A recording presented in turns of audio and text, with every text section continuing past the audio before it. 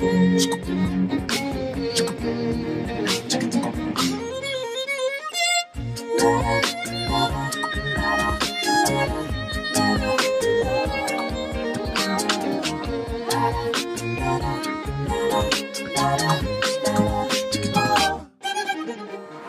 continuación, vamos a escuchar a la doctora María Cristina Pérez Agüero, profesora investigadora de la Facultad de Psicología de la Universidad Nacional Autónoma de México, para que hable del tema la controversia de la alienación parental.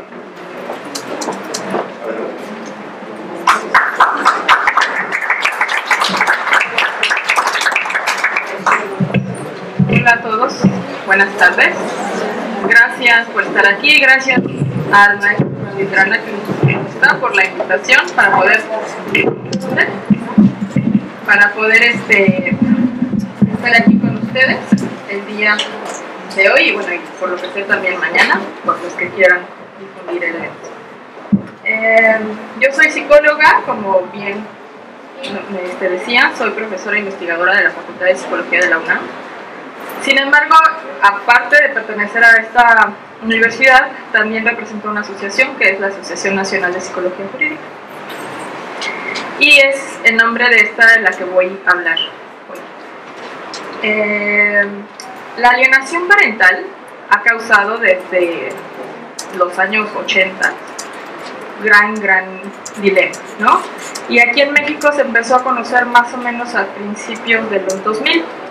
Por ahí ya saben que alguna vez estuvo en el 2004 más o menos en el Código Civil y después por muchas cosas fue eliminado. Ahorita sabemos que existe otra vez la figura de la alienación parental en nuestro Código Civil de ahora Ciudad de México, pero bueno, está en mucha controversia justo porque, como decía la ponente y lo que alcancé a escuchar de la ponente que me antecedió, hay muchas dificultades, por ejemplo, en torno al diagnóstico, en cuanto a cómo poder identificarlo, por ejemplo, pero no es realmente la única controversia que hay muchísimas que pueden existir. La primera, que se marca incluso en la literatura o que se marca incluso, si ustedes han revisado esta acción de inconstitucionalidad que emitió o que promovió la Comisión de Derechos Humanos del Distrito Federal en contra del 323 séptimos, aunque el 323 séptimos habla precisa y exclusivamente de el término alienación parental, el 323 lo refiere a síndrome de alienación parental. Y entonces da toda una serie de justificaciones de por qué no debe ser reconocido basándose en toda la teoría que se ha escrito sobre SAP, que es como se ha denominado, ¿no? O PAS, por las siglas en inglés. Entonces, aquí viene una primer controversia, porque Gardner decía, Gardner, ¿saben? Es quien lo describió primera vez. Gardner decía, alienación parental no es lo mismo que SAP. ¿Por qué? La diferencia está en que en el SAP, por ejemplo, el niño ya, como decimos coloquialmente, el niño ya le echa de su cosecha, ¿no? O sea, ya se aprendió un buen discurso y entonces ya no solo es el discurso aprendido, sino ya el mismo niño contribuye.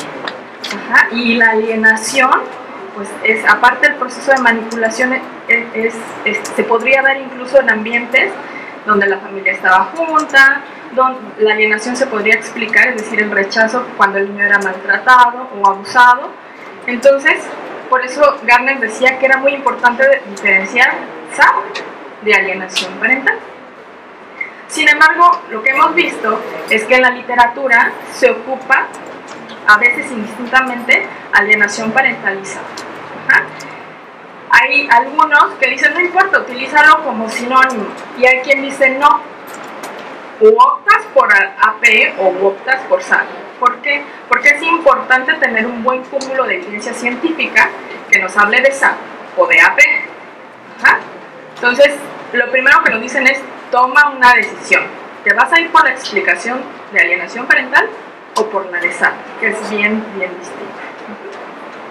A pesar de eso, pues muchas de las publicaciones siguen haciendo referencia indistintamente a alienación y a SAP.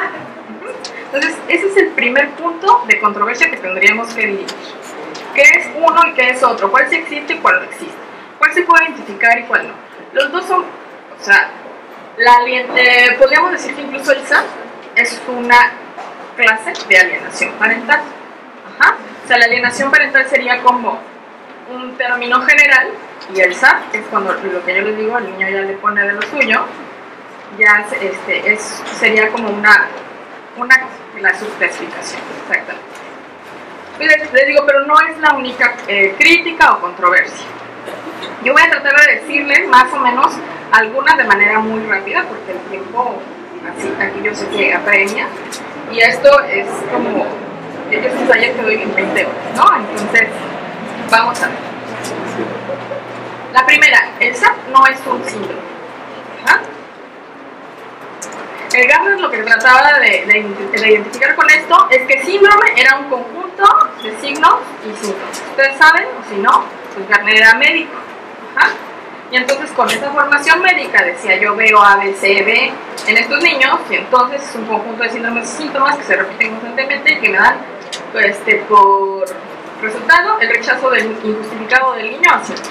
Entonces, desde esa perspectiva, si estaban varios síntomas, de los 8 famosos síntomas que él proponía, entonces decía, hay una gran probabilidad de que se esté presentando efectivamente el SAP. A eso se refería con SAP. Ajá. Aunado a esto, que dicen que no es un síndrome y que no está reconocido por ningún diccionario, manual, ya saben, han escuchado el famoso DCM, CIE-10, etc. Y entonces, como es rechazado, ¿no? A mí esa palabra me parece así como, el SAP es rechazado por estos manuales de diagnóstico. Pues, como saben o si no saben, se lo resumo brevemente. Cuando inició el estudio de la alienación parental, pues los DCM ya estaban publicados. Ajá. Cuando pudo haber sido tomado, que era en la versión 4 revisada, ya estaba en proceso, entonces era difícil meter a consideración la parte de la alienación parental.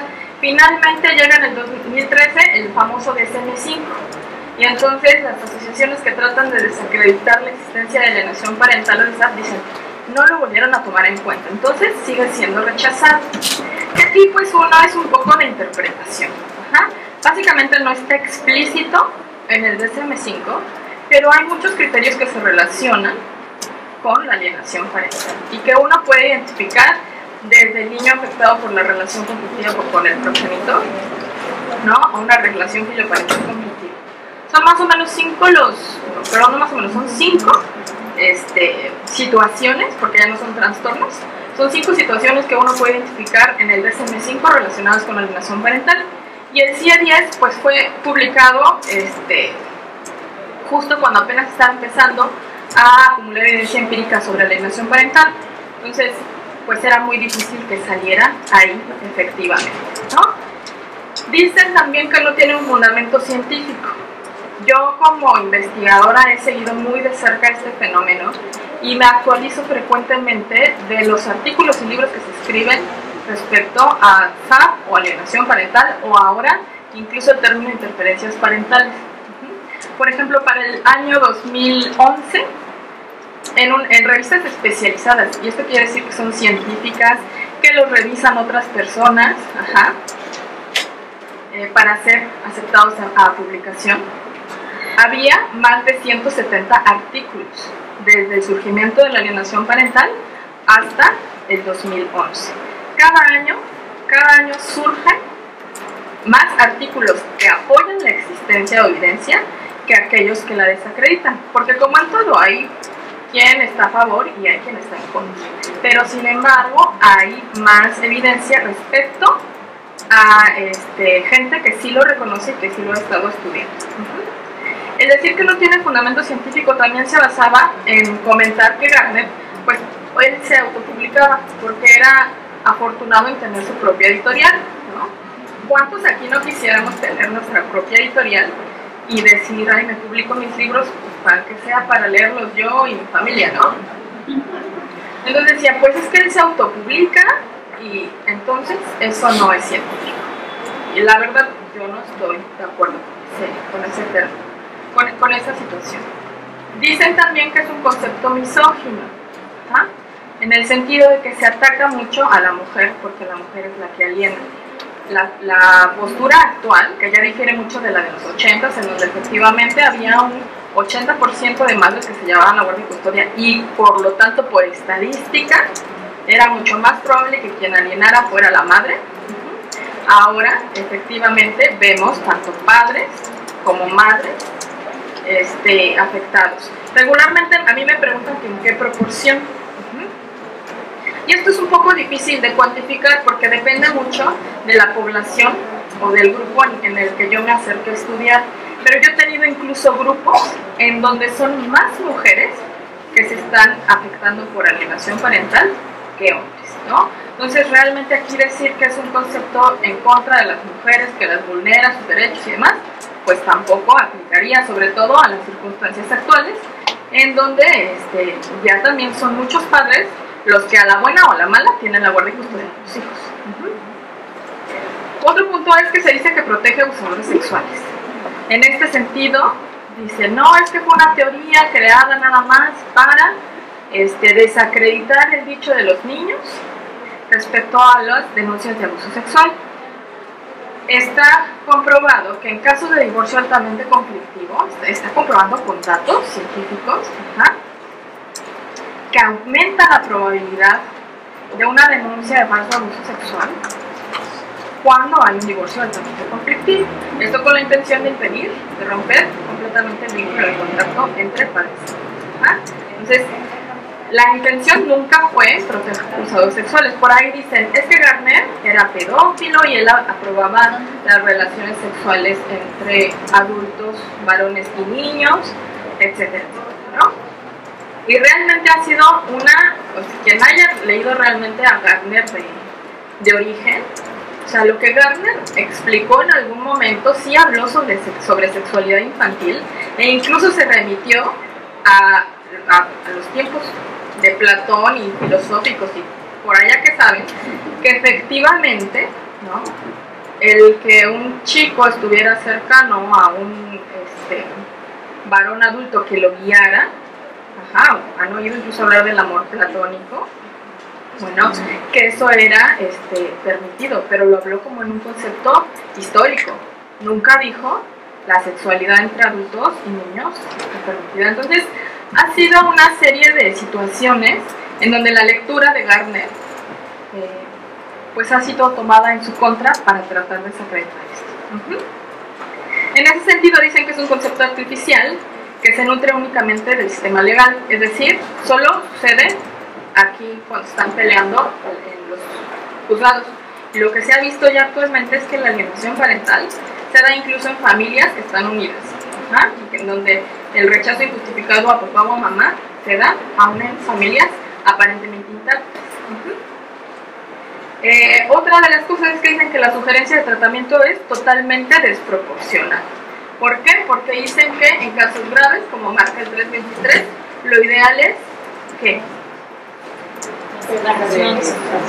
cambio de, la pérdida de la patria potestad, ¿no? Y alejar al niño del ambiente alienado. Es la separación momentánea dependiendo del nivel y grado de. Por eso digo, en casos severos, ¿no? Es alejarlo de ese ambiente alienador, que es lo que proponía Gardner desde el principio y que es lo que se ha estado haciendo en muchos países de manera recurrente. Entonces decían, no, es que eso es sumamente desproporcionado, no puedes separar a un niño de su madre, porque lo siguen enfocando como eso, porque aparte madre es la que nutre, da y bla, bla, bla, bla, ¿no? Ahí hay muchas situaciones sí respecto del tratamiento. Hay quien sigue aseverando que esa es la mejor medida, ¿no? Yo lo pongo en términos más severos. Cuando una madre permite que le quiten los ojos a sus hijos, aunque haya sido en un ritual satánico, ¿qué pasó? Se lo retiraron, ¿no? Una forma extrema de violencia. Desde mi punto de vista, la alienación parental es una forma extrema de violencia, porque le cambias al niño la manera de pensar, de percibir, de sentir, ya no confía en sus sentimientos, ¿no? Entonces, le cambias completamente su ser.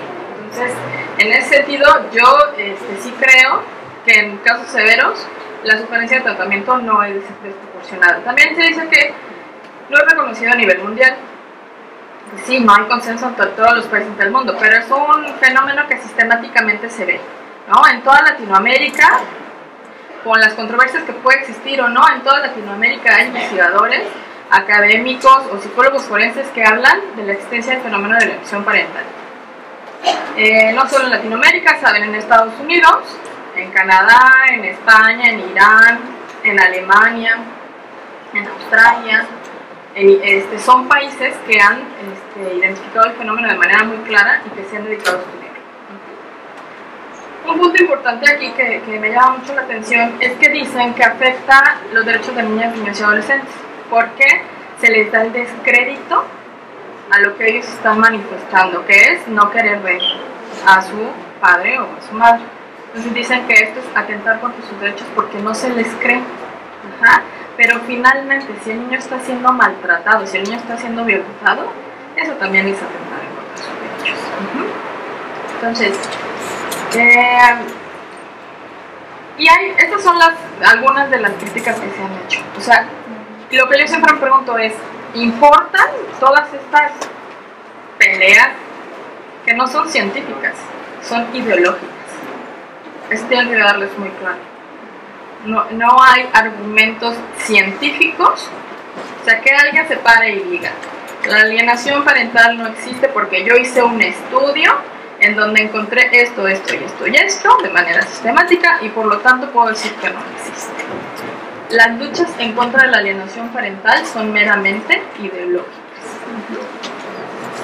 Y lo que implica aquí es que estamos afectando enormemente los derechos de las familias, ¿no? Ese derecho que se ha dicho no se puede romper del niño, el derecho del niño a seguir teniendo contacto con sus padres. Entonces, yo digo, le puedo llamar alienación parental, le puedo llamar SAP, le puedo llamar rechazo parental, interferencia parental, obstrucción de vínculos familiares, instrumentalización de los niños en el divorcio, manipulación, alienación filioparental, desfiliación, un montón de nombres que han surgido. Lo que importa es aquí que se está rompiendo el vínculo entre padre, madre y el hijo, o los hijos. Una cosa que quiero compartir con ustedes, justo es derivado de que dicen que ninguna asociación seria reconoce la existencia de la alienación parental. Yo recientemente estuve en Lisboa, en el 10º Congreso de la Asociación Iberoamericana de Psicología Jurídica.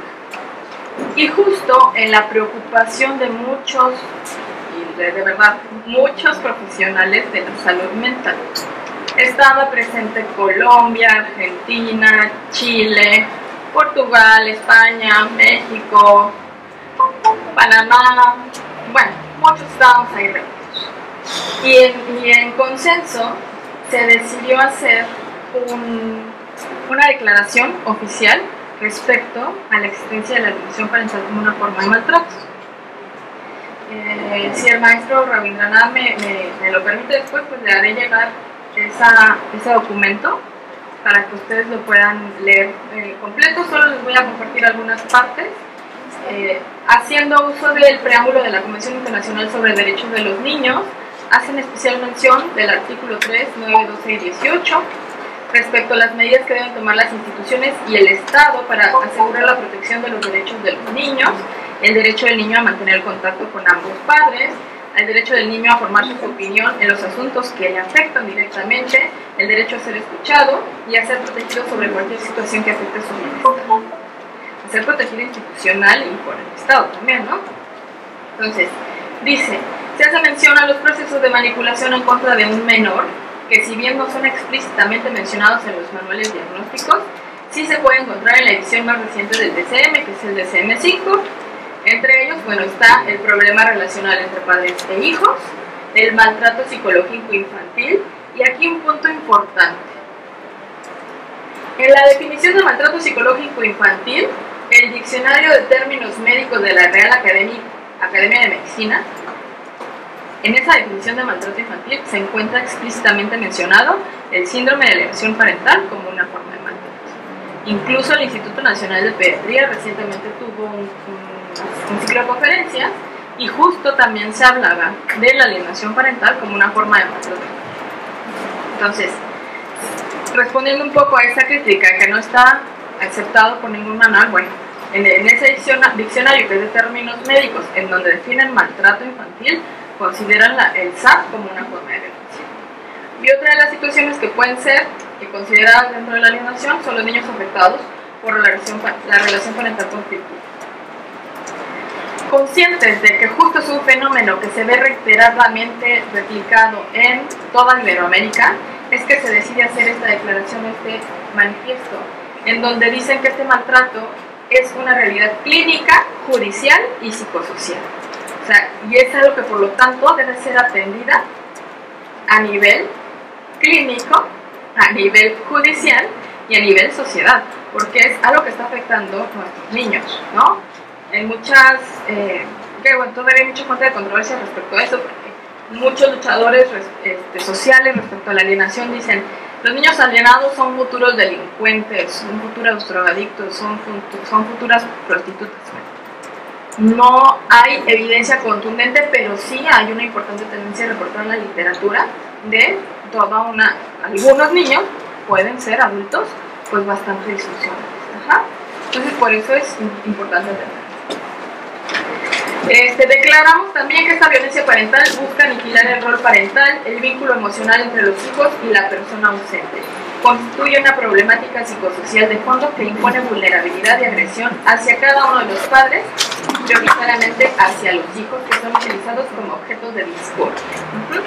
Entonces, finalmente concluye esta declaración, que yo la resumí lo más que pude porque son 5 cuartillas. ¿A qué hace el llamado la AIPJ internacional?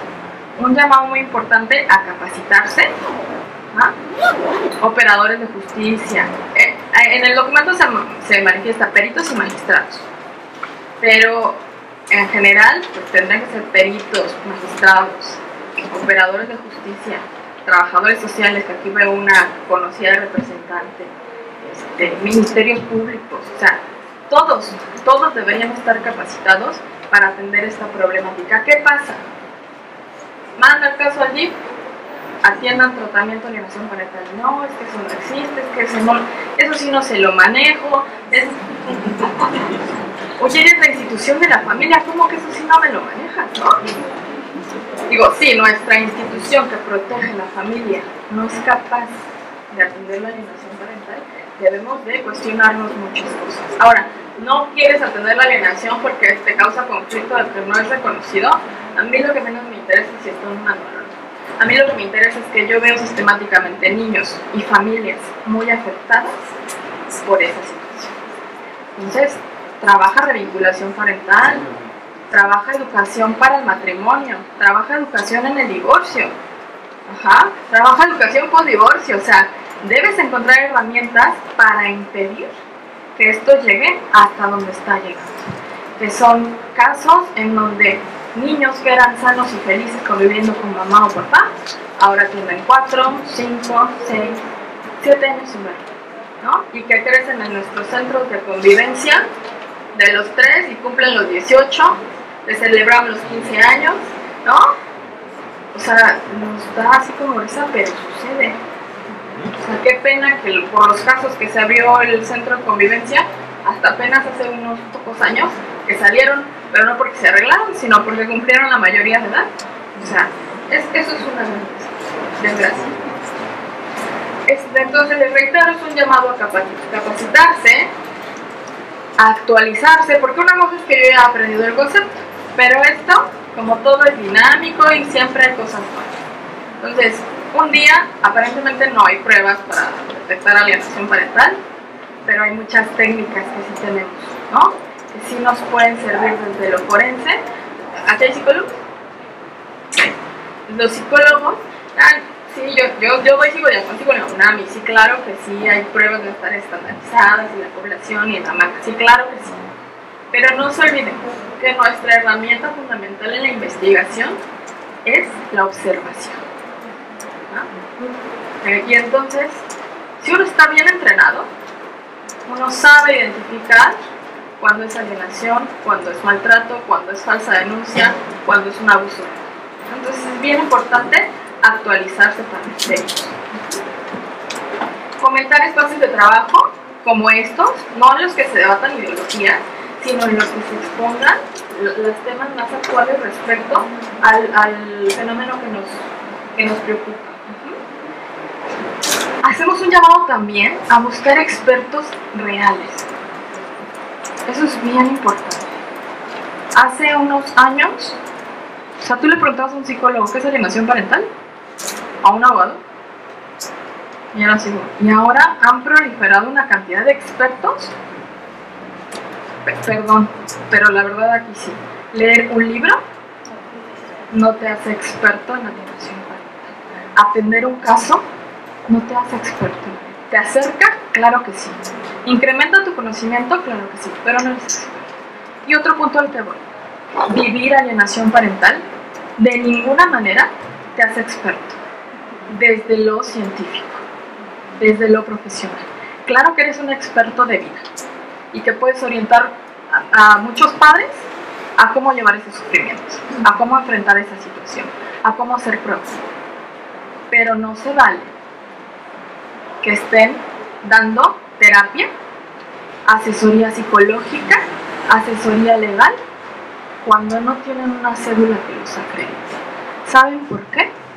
Porque entonces cuando llegan con el profesional real, están tan desilusionados por tantos tumbos que han dado que ya no quieren luchar. Porque ya los engañaron aquí, porque ya les tomaron el pelo acá, porque ya les tomaron el dinero acá y no llegaron a una solución. ¿Por qué? Porque no eran expertos, ¿no? Entonces, con perdón de los representantes que pueda haber aquí, vivir y sufrir alienación parental no te hace un experto profesional, te hace un experto de vida.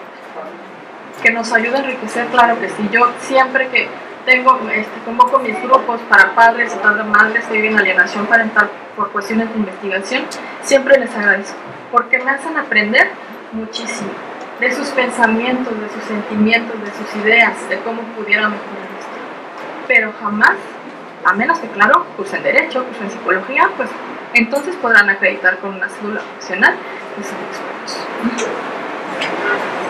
Pues por mi parte esto, les agradezco, muchas gracias.